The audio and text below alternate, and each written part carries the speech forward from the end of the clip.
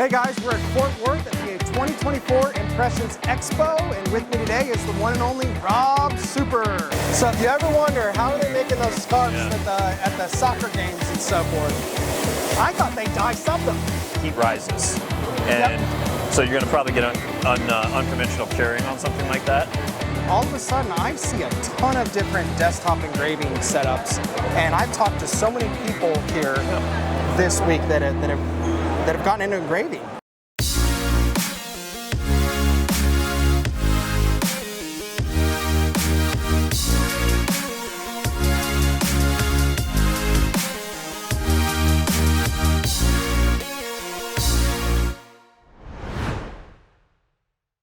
So, Rob, I just bought a Happy Japan machine from Tex-Mac. I love it. And what I want to illustrate here, when you're stopping by a booth and you're looking at, what are they doing? When it comes to embroidery, you sew on flats, you sew on hats. They're going on a Otto or a Richardson 112 with puff, or they're going on mesh. When I'm buying a piece of equipment, I want to see them doing the most difficult thing. Right. And then you don't give me the layup, give me the difficult. Yeah. Don't give me the stop. With the three-pointer. So, highly suggestive. What I've seen with embroidery and what I went with the HCU2. It has the digital tension and digital presser foot adjustments. Okay. Rob, anytime you can get that extra piece of technology in there, it's You're speaking my language, Zach. My ears perked up when you say digital. I'm like, all right, let's go. Now we're talking. Yeah, and they said don't call it auto, it's digital. So like mine, no little knobs here. Yeah. And it's all here, right here, Rob. Look, no knobs. It's all digital. Okay. I'm telling you, it is worth every single penny. Spend a little bit more on that digital capability, and you will simplify embroidery immediately and be able to do the most difficult things. When I got my machine 2 weeks ago, first thing we did was a 3D puff hat. Didn't have a stitch print, nothing. 1,200 stitches a minute on a puff hat. It was crazy. And I imagine there's some integration features on the console of it too, bringing your artwork in, making it painless as possible. Well, just like they're saying digital, everything's got to be a big touch screen nowadays. I mean, you're even putting touch screens on your dryers, aren't you? Right. Yeah, absolutely. Nobody wants to turn a knob. But at these shows, this Living United was very much so an equipment show. This one, we've got equipment and blanks and so forth. You got your normal players, Rock, screen printing. Hirsch is here with Tajima. And then, gosh, Rob, a quarter of this room is probably somebody selling transfers, and the other quarter is selling a DTF printer. Yeah, DTF printer go along with it. You see, we got the UV DTF, which, I've seen that not being as popular anymore because it almost feels like a lost leader to market it. You would much rather sell a normal DTF setup than a UV, I would imagine. The UV, I think it's more of a niche product, right? So it's a much smaller market segment. And then you look at the end use too, right? So the amount of volume you need on one of those printers. So, you don't have customers that typically have multiple of those. It's usually a 17-inch printer is all they're ever going to need to service their needs. So the market cap on that is a lot smaller than a traditional DTF. You got your normal M&R screen print. It's not dead, but gosh, is it shrinking? Shrinking, I would say, for sure.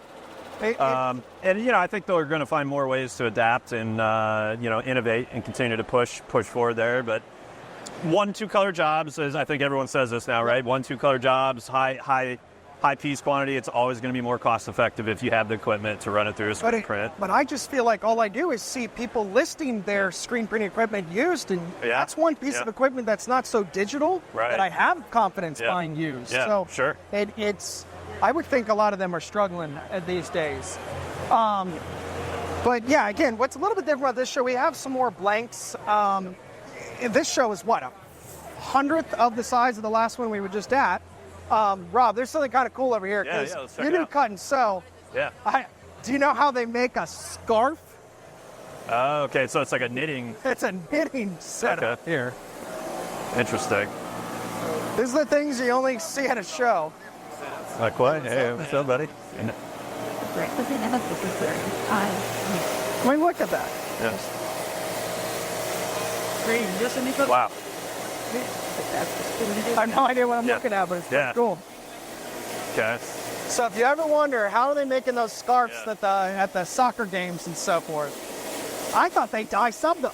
Yeah, well, we do. Yeah, and I have, but this is kind of the more authentic feel, right? So it's more of that knitted approach. Yeah.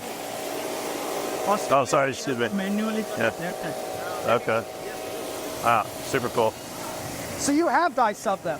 Oh yeah, yeah, absolutely. We've done, all over print. We've also done cut and sew on them. Rob, I got a question for you. Yep. So over here, what is it with these DTF printers going so vertical? I think the idea behind that's a space savings. So if you didn't have the length, potentially, you wanted to go vertical with it. But I think some of the problem I would have is the operator visibility on the transfer. And the other thing I think I've seen with the vertical is the heat rises. And so you're going to probably get unconventional curing on something like that. I think I'm not familiar with this product too much, but it looks like they've done a pretty good job picking through some of those. Yeah, but like I said, heat rises. Yeah. I mean, you want to slowly bake as long as possible. You don't want to just nuke something. Right, exactly. It's like barbecue, Yeah, And, exactly. I want to go as long as possible, within reason, especially when you start adding more colors and more speed. And here's the next thing I think I really cool, guys. You got to check out that video with the 9 color. But now you're heating from the top and the bottom. Yep. So, guys, that's like, again, DTF. We're so new into it. It just keeps evolving. But talk to us, what heat bottom and top? Is that just, what all is that doing for you? So, think about it, right? I don't want to flash fry one side of it. So I get heating on both sides of it. So now I'm not just over cooking on one spot, I'm coming from the bottom too. So it's kind of an even cook on both planes. Similar like an air fry oven or something, right? It's circulating the heat around and you're hitting it from all angles. No, it makes sense. Well, it's just like when screen print, you first had the gas dryers come out, then you had to have the air circulation for doing water-based and discharge and so forth. And I think that allows you to go at a little bit of a cooler temperature too. So, for me, I want to use as little as possible, but at the same time, I need to get it to cure. So having both the over and the under heat really helps with that. Rob, a little bit of everything in the room. Yeah. Have you seen anything so far? Yeah, I was gonna say I haven't seen. Oops, sorry, Zach, tripped you there.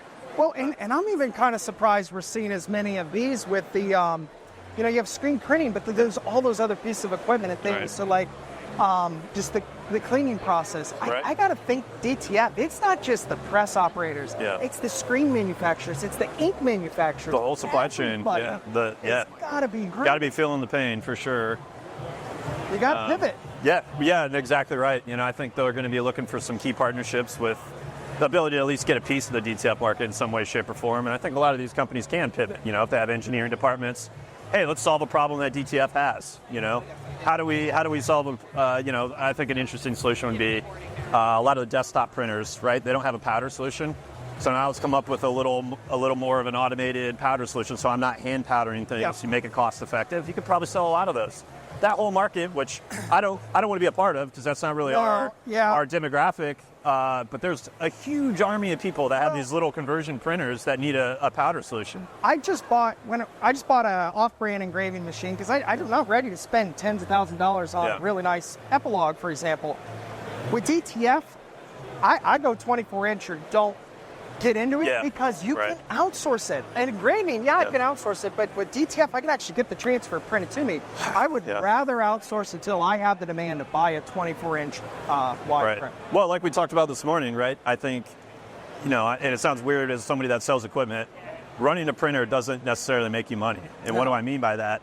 Well, if I'm a small operation and I'm spending more time running the printer and servicing orders, I'm not taking that time and energy to focus on sales. And at the end of the day, as a small business, your sales funnel is everything.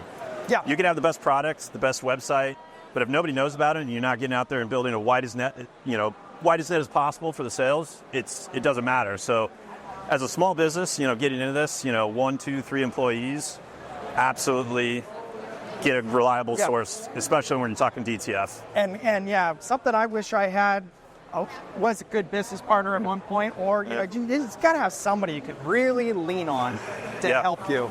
And it's not always that easy. Yeah, but doing doing it all, as you know, right? It's sometimes you get tunnel vision, right? And you don't think through things. You like to be objective with yourself, but there's two heads to the python. It's going to be a more formidable foe than a single head. So absolutely, whether it's a mentorship, somebody in the industry that you can rely on, or even a business partner. Now, Rob, right here we have X-Tool. Now, X-Tool has kind of come out of nowhere, and all of a sudden I see a ton of different desktop engraving setups, and I've talked to so many people here this week that have gone into engraving, and it seems like engraving is like the next DTF in a way, where it's gotten to be so cost effective. And like I just said, I bought mine from China.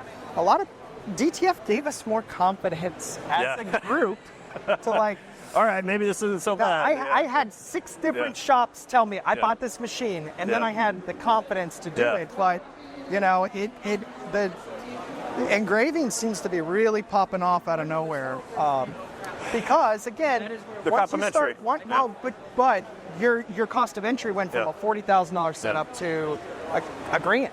You can start, and then you start building up the demand. Like we were talking about before, get that demand up before you spend the money. A lot of a few of our dealers actually are epilogue dealers, right? They do the laser engraving, and they look at this and go, okay, now we have a huge customer data, book of business that want color. Now we can offer them color in a multifaceted approach, right? And you saw us there. It was really cool. Yeah, we were doing the little laser, the fiduciary registration, cutting them out, with the DTF on the wood, and also you can do that with the UV DTF. So I think there's a lot of pollination there.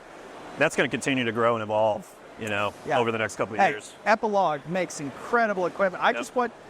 Sometimes it's safe to buy small and grow in, but again, DTF is the one that I don't like it. I'm not a big fan of that. Well, Rob, what stood out to you the most there? Did you see anything? Honestly, this is the 9th show of the year, so I haven't seen that. Well, at Printing United, we saw so many new things with us there. At Long Beach, you see a lot of new things. Yeah. And I know even you you just released one machine and now you're playing on the next. It seems like a DTF. Man, it's just, you got to stay on top of it. Yeah, it's definitely on the up arc still. I think, we'll continue to push the boundaries. Like, our thing is color. I think more color makes more sense in a lot of ways, so we're going to continue to kind of push in that front. But yeah, just, getting better dusters, better consumables, you name it. I think it's just going to continue to evolve and make a better product. And then everyone wins, The industry continues to thrive and find new and interesting ways to apply the product. And, one big cohesive ecosystem. Absolutely. Well, Rob, thank you so much for joining us. Again, this has been a lot of fun. Yeah. And guys, got to check out All American Print Supply, All American Print on Demand. It's Rob Super. I mean, a guy with the last name Super.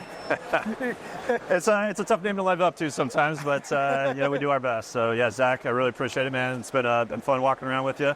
And reach out to us with any questions. Whether it's dye sub, cut and sew, or anything DTF or UV DTF, we're happy to walk you through. And we got a whole team on standby to help you. All right, guys. Thanks.